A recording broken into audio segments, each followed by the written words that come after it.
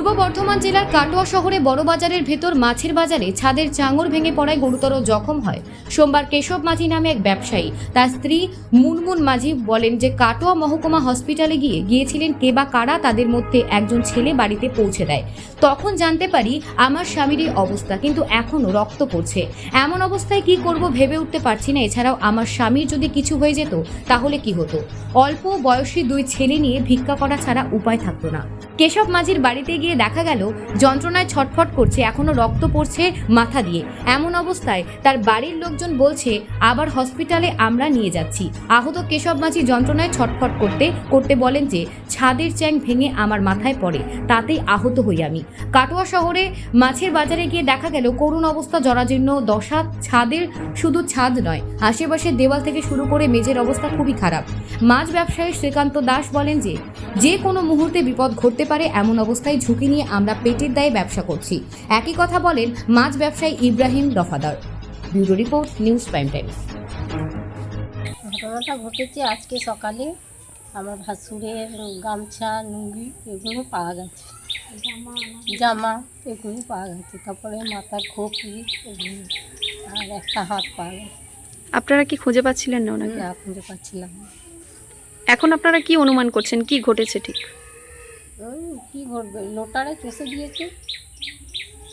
মানে আপনার ভাসুরকে বলছেন রোটারে চষে দিন? লোটারে।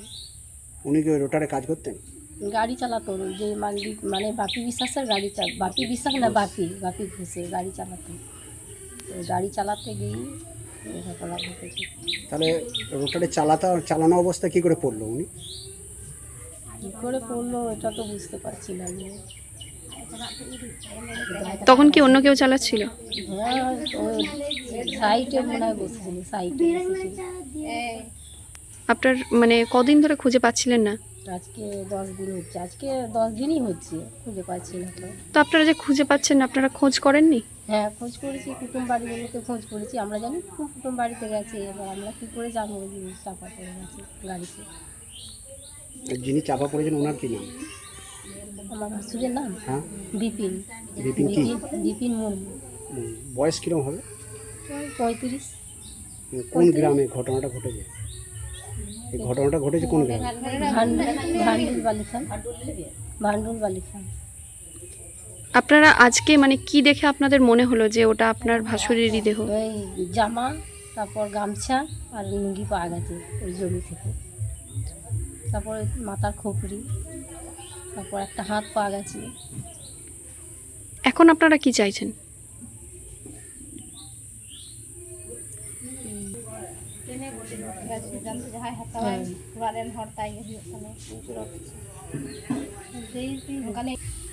আপনার নাম? আরতি নেব। যার বডি পাওয়া গেছে আপনারা যেটা বলছেন, আপনি কে হন? ভাইয়ের বউ, ভাসুর। আমরা ভাসুর হয়, আমি ভাইয়ের বউ। কালকে ওরা ফোন করেছে রাতে যে এরকম পাচ্ছি না, মা তোমার কাছে গিয়েছে? বলছি না, আসেনি। হ্যাঁ, আপনি কোথায় ছিলেন? আমি পিবিলন করম আমার বাপের বাড়ি, ওখানে আমি কাজে গিয়েছিলাম, রোয়া কাজে গিয়েছিলাম। আচ্ছা, আমাদের না খাটলে খাবো কি? হ্যাঁ, আমাদের তো কাজ করতে হয়। আমাদের এখানে কাজ হয়ে গেছে, সেই জন্য আমি ওখানে গিয়েছিলাম। এই ঘটনা যখন হয়েছে আমি তো জানি না, এই রাতে ফোন করেছে সেটা শুনেছি, সেই জন্য আজকে সকালে ভোরবেলা সব এলাম। হ্যাঁ, কিছুই আমি জানি না। তো কদিন ধরে আপনার ছেলেকে খুঁজে পাওয়া যাচ্ছিল না? ওই তো 9 দিন ধরে খুঁজছে, এই খুঁজে পাচ্ছে না বলেই তো আমাকে আবার খোঁজ করেছে, মা তোমার কাছে গিয়েছে? আমি বলি না, আমার কাছে তো যায়নি। ওই যে তদন্ত করে পেয়েছে বলি আবার আমাকে আজকে সবাই আমরা এলাম। আজকে কি জানতে পারলেন আপনি প্রথমে? ফোন করেছিল আমাদেরকে রাতে। আজকে ওই সব কী সব পেয়েছে, লুঙ্গি পেয়েছে, জামা পেয়েছে, গামছা পেয়েছে, মাথার খুলি পেয়েছে, হাত পেয়েছে, বলে এইসব পেয়েছে। উনি কি আপনার ছেলে? হ্যাঁ, আছে। ছেলের কি নাম? বিপিন মুর্মু। আপনার নাম? লক্ষ্মী মুর্মু। বাড়ি কোথায়? এই তো আমার বাড়ি ভান্ডিল বালিখান। আপনারা কি অভিযোগ করছেন, থানায় অভিযোগ করছেন? ঘটনাটা কি ঘটেছে দাদা এখানে? ঘটনা ঘটেছিল বলতে কি আপনার মানে যেদিনকে বৃষ্টি হয়, বৃষ্টি যদি প্রথম হয় কতদিন আগে? আজ থেকে 10 দিন আগে বৃষ্টিটা 3 দিন ছাড়ার পরে গ্রাম থেকে একটা বললো যে একটা অমুক আশ্রমের অনাথ আশ্রমের পাশে করে একটা পা পাওয়া গেছে। সেই পাটা দেখতে সবাই যায়, গ্রামবাসী হিসেবে আমিও যাই, যে দেখি যে একটা পা পড়ে আছে।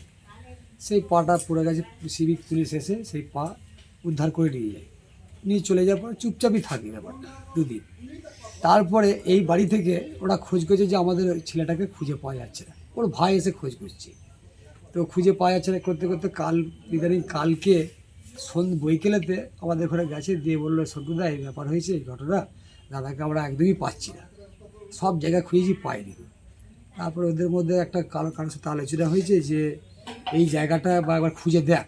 তখন সকালে মাঠে যায়, ভোরবেলা দিয়ে গেছে মাঠে, তখন গিয়ে দেখে যে জামা কাপড় বা মাথার খুলি এসব ওখানে পড়ে আছে। তারপরে পুলিশকে ইনফরমেশন করেছে, হয়তো সিভিক এসেছিলো, এসে দেখে পরিস্থিতিটা, ওই মানে হাড় গোড় কিছু পেয়েছে, মাথার খুলি পেয়েছে, এইগুলো সব নিয়ে ওরা নিয়ে গেছে পুলিশ। এবার ওরা থানাতেও গেছে, একটা ডায়েরি করার জন্য গেছে।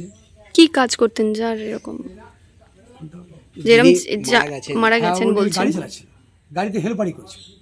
কি গাড়ি সেটা? ওটা ট্রাক্টর, বর্ষার সময় চাষে চলছে, রুটারে সে রুটার চালাচ্ছিল, ও বসেছিল বোধহয়, যত সময় বসেছিল, বসে থাকতে পেছন থেকে হয়তো পড়ে গেছে, দিয়ে তারপরে এই ঘটনাটা ঘটেছে। তো আমি তো এটা আপনাদের অনুমান? হ্যাঁ, এটা আমাদের অনুমানিক আচ্ছা, এই ব্যাপার। এখন কি থানায় অভিযোগ জানানো হয়েছে? হ্যাঁ হ্যাঁ, গেছে ওরা থানায়, অভিযোগ জানাতে গেছে থানায়। আপনারা গ্রামবাসী হিসেবে কি চাইছেন এখন? আমরা গ্রামবাসী হিসেবে চাইছি, এই পরিবারটা খুব দুস্থ পরিবার, আমরা চাইছি যে আর্থিক অবস্থা খুবই খারাপ, যদি কিছু সাহায্য করে, এটা আমরা চাইছি। যিনি মারা গেছেন ওনার কি নাম? ওনার নাম হচ্ছে বিপিন মুর্মু। এটা কোন গ্রাম? এটা ভান্ডুল গ্রাম বালিখাল পাড়া। আপনার নাম আর পরিচয়? আমার নাম সন্তু খান, আমি গ্রামবাসী। Thank you.